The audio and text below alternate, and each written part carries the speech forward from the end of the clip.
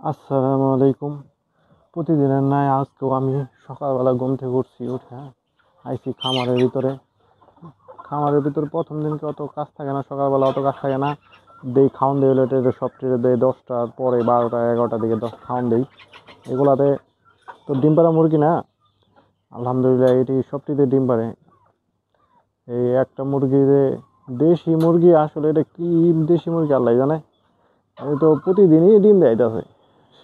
এই 8-10টা মুরগি আছে, আলহামদুলিল্লাহ মাঝে মাঝে 8টাও ডিম দেয়।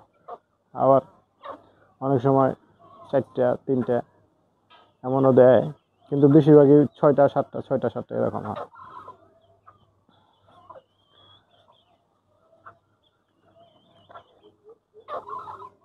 যে এগুলোর মধ্যে ডিম পারে, হ্যাঁ ডিম পারতেছে, পাড়ার প্রসেসিংয়ে আছে, এটির মধ্যে ডিম পারে। চিন্তা ভাবনা করছি আল্লাহ যদি করে তাইলে একটা ইনকিউবেটর কিনুম।